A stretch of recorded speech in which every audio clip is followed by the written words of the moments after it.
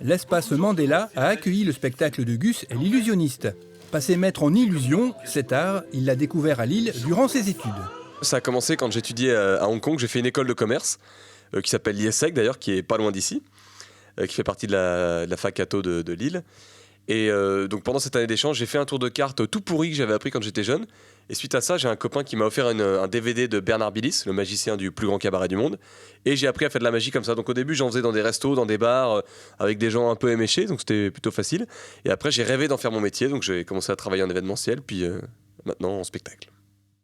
Avec une dextérité exceptionnelle, il fait apparaître, disparaître ou même voler les cartes, mais pas que, des numéros spectaculaires où l'humour tient une place importante.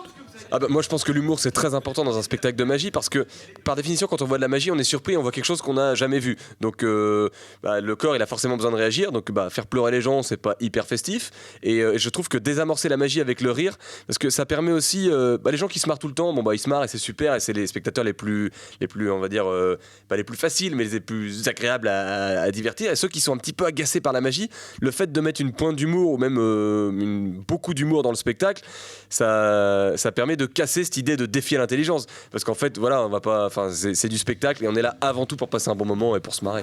Alors à ce moment-là, je sais qu'il y en a que ça agace un petit peu, donc on va simplifier le numéro et on va le faire avec un seul tube. Je compte sur votre participation évidemment. On met le tube sur le verre, ça devient... Quelle surprise! Et la bouteille devient... Évidemment, parce que j'ai la bouteille supplémentaire. Allez, une petite dernière. Le verre devient... Et la bouteille devient... Évidemment, parce que... Ouais, il faut que je me calme.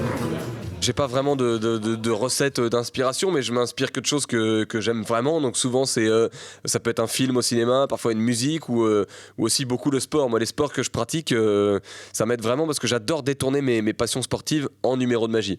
D'où le numéro sur le tennis, sur la chasse sous-marine, tout ça. C'est des vrais sports que j'ai pratiqués, donc c'est sincère en fait quand je le partage.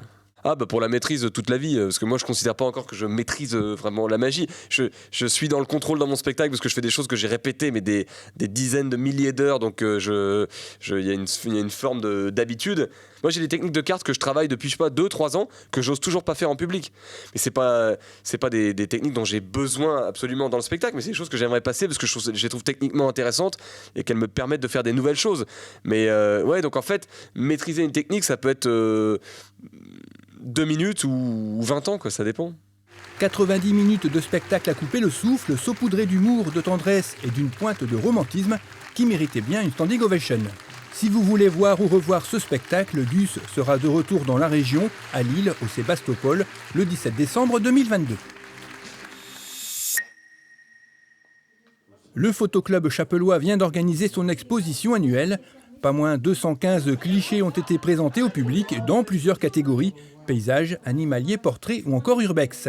Le club, qui compte 14 adhérents, propose des cours de débutants à confirmer, avec un grand nombre d'ateliers et de sorties sur plusieurs thématiques. Si la photo vous intéresse, n'hésitez pas à contacter le club à cette adresse mail, deutrain@hotmail.fr. Il y a quelques jours, ils apportaient encore de la joie aux petits et aux grands. Que faire de nos sapins de Noël une fois les fêtes passées?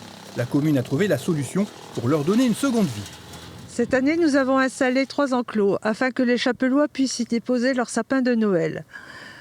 Là, après une semaine, nous les avons enlevés. Nous avons récolté 147 sapins. Nous les avons tous broyés. Et maintenant, les déchets sont à disposition des Chapellois qui voudraient s'en servir pour faire du paillage. Vous pouvez dès à présent récupérer ces copeaux verts sur le parking du cimetière jusqu'à épuisement du stock.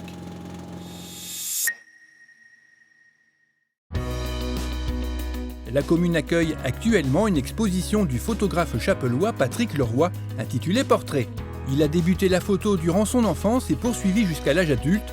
Après une longue pause, il rejoint le club photo Armentiérois en 2015 dans le but de s'améliorer mais surtout de partager. Il expose ici pas moins de 68 portraits, essentiellement en noir et blanc.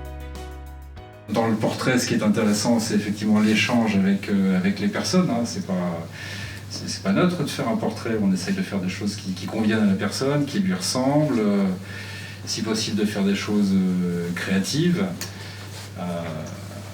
Voilà. Alors après, moi je me sens encore encore très débutant. Je pense qu'il y a encore beaucoup de marge de progression, notamment dans la créativité, dans la préparation des choses, dans les mises en scène qu'on peut faire, dans le message qu'on peut faire passer.